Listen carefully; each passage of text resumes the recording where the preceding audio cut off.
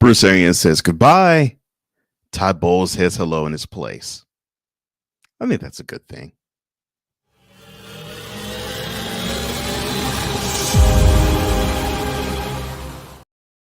I'm Cole Johnson of Cole Sports, and this is On the Daily, presented by Cole Sports. Fresh takes done, well, as the title suggests, on the daily. See how that works. Friday. It is Friday. It is April 1st. This isn't an April Fool's type of thing. This actually happened. So I'll give that disclaimer right now. And early this week, it was made official. Bruce Arians, the head coach of the Tampa Bay Buccaneers, now is former head coach of the Tampa Bay Buccaneers because he decided to step aside and move up to the booth or move up into the press box or move up into the front office. Basically be like, I guess you could say like a coaching assistant or a front office assistant. In his place, Todd Bowles. And there was a lot of speculation as to why Arians made the move. I think I have an understanding as to what it is, but I have to type one of these because today it is that day. Email NFL fan. Subject of email. Not everything is a conspiracy. Body of email.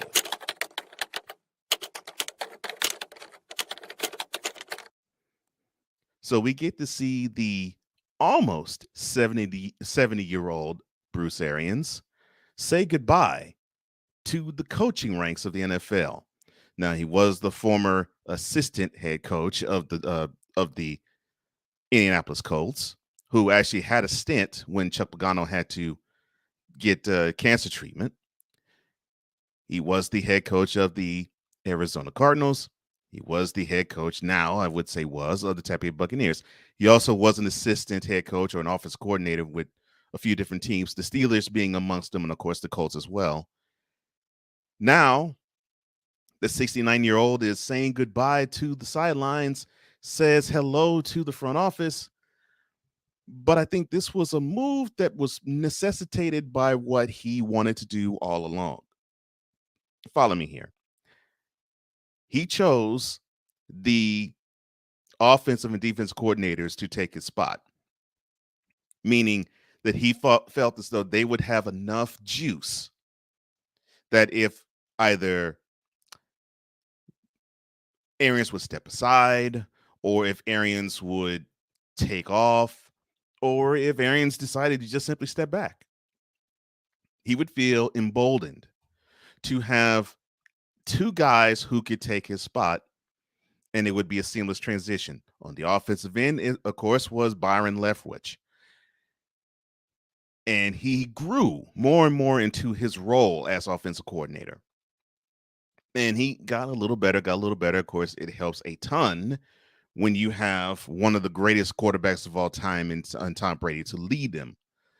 But he was showing signs of improvement even before then. And many thought it was going to be Leftwich that was going to take Arians' spot. But I said, no, it's not going to be him. It would be the man on the other end, the defensive coordinator, Todd Bowles. And some of you know him, some may not. The man that you see on the right of your screen, he was the head coach of the New York Jets. It was unfortunate because it was short, it was sweet. Well, I shouldn't say sweet. It was brief and it was brutal. Bowles was basically put in charge of a team that was doomed to fail before he signed his name on the dotted line, and he was just happy to be a head coach. And when you have that situation, problems will ensue, and unfortunately, reputations will get forged. So Bowles was part of the system that was really dealing with a bad team. After all, he did take over right after butt fumble time happened. So, But he needed to have a place where he could redeem himself, where people would get to know why he was considered an NFL candidate in the first place. And the reason was he knows defense. He knows how to stymie offenses. He knows how to make it perplexing for opposing offenses to execute game plans against his style of defense.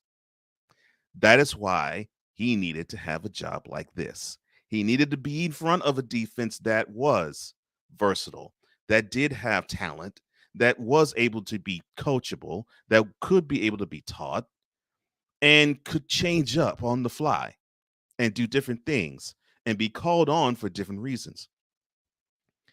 Take that Super Bowl run that the team had in 2020. Now, the Bucs were 7-5, and they came off of the third straight home loss to the Rams. They used the time to hone what they were going to do. The defense licked their wounds, and each line of defense took their turns to dominate. For example, the front four, they dominated in the Super Bowl. I mean, they absolutely wrecked shop in the Super Bowl.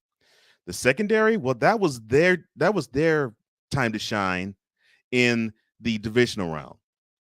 And the linebackers, well, that was their time to shine in the NFC Championship game. That to me speaks of a coach on that side of the ball dialed into his team, knowing the talents that they have and speaking to the talents that they have and bringing out the best in them. And that is Todd Bowles. And so you saw a guy like Bruce Arians who he strikes me as sort of like a CEO type where he would like to stand back and just simply devise game plans for on offense for teams and draw plays and be with the quarterback and tell him, well, do this, that, and the other, while he allows the offensive coordinator and defensive coordinator to do their things. That's the type that he strikes me as being. He strikes me as that player's coach that makes people happy, especially the players, that he is a part of the unit, that he feels like he's part of the boys. The thing is, he is that way, but he's 69. So there's going to be things that a player who is, well, a third his age will do that would ruffle his sensibilities a bit. Take, for example, this past year's wild card round game against the Eagles, where there was a cornerback that was going crazy and was about to draw a fight in essence draw a penalty. And Arians slaps him in the helmet and tries to get him out of the fray. Those things. That's Arians. But he feels as though he has the trust of the team to do that. And for the most part, he did.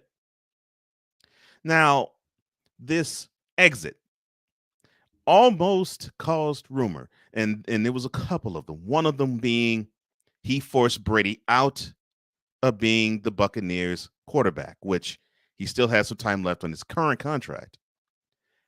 Then about 6 weeks later, Brady came back, and people were saying that he was trying to force his way out of Tampa and go to Miami to basically take his talents and go to South Beach. And then when I didn't fly, then people were giving this rumor. He would stay with the Bucs as long as Arians would get the gate and be bye-bye, gone. I don't lend any credence to that. I don't think that was the case. I just believe that you have one man who wants to do what he wants to do, and you have another man who wants to do independently what he wants to do. There was a lot made that the two of them didn't get along. Well, okay. Inside baseball here. Are you going to always get along with anybody you work with? No. Although I'm blessed because I have a job where I do get along with my bosses and with my coworkers. And I don't have a crossword to say about any of them. But my scenario, in my case, is unlike most.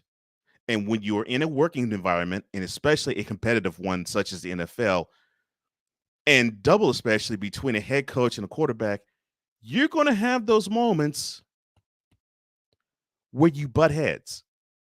And I think that was the case here with Arians and Brady. You have two alpha males. They were going to butt heads because each feels that they have what it takes to win championships.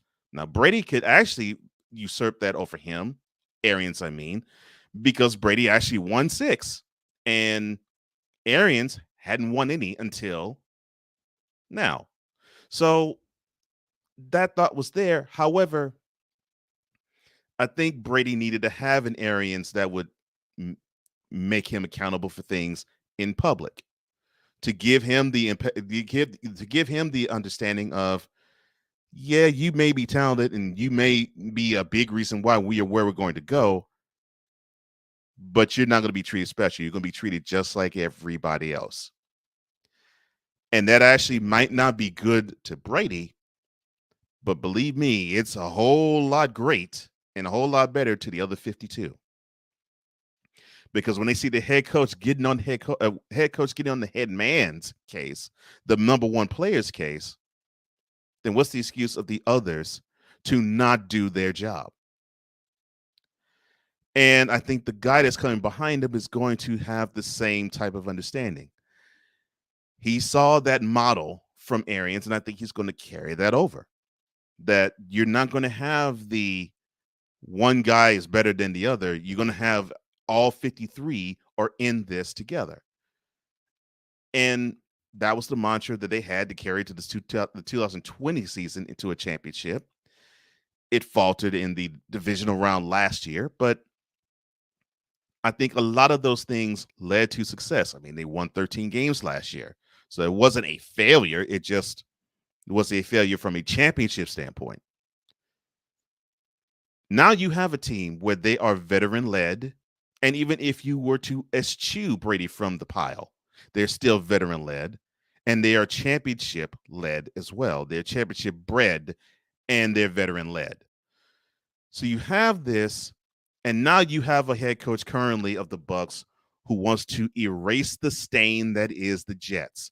He wants to put that as far away from him as what God used to say, as God says, as East is from the West. He wants to separate the failure and the stench of the Jets, and he wants everybody to understand the cloak of the championship winning defensive coordinator that he is now. And he wants to now transform that to a championship winning head coach. He knows the sport. He knows football. He loves it. He breathes it. And I think this move was made probably as soon as Arians decided that Bowles was going to be his defensive coordinator. I'm sure that the two of them had a conversation where they were pulled aside, and Bruce said to Todd, you know, man, I'm not long for this game. So when I'm gone, I'm going to make sure that when I leave, and I'm not going to get fired, but when I leave, I'm going to bring you up and put you in the position I currently hold now because I can see this team following your lead because I believe this is your time. If you stick with me, that's going to happen. You don't have to worry about searching for other head coaching positions. This is your next head coaching job. And it was, to me, fortified when they won Super Bowl 54. So now you have this champion. I'm sorry, Super Bowl 55. Now you have this champion. You have this man who has Super Bowl ring as a defensive coordinator. Now he's looking to replicate that as a head coach. And I'm not thinking about the black thing. I'm not thinking about the defensive thing. I'm thinking about the right thing because Bowles is a head coach that needs to have a team. Now he has one. Thank the Lord he gets a second opportunity because for many, that is not handed to them. So I hope retirement serves you well, Bruce. And congratulations on making the right move and having Todd Bowles replace you because that's a wonderful man to replace you, who you, sir, also are a wonderful man. Cole Johnson, Cole Sports, with a Z on YouTube.com.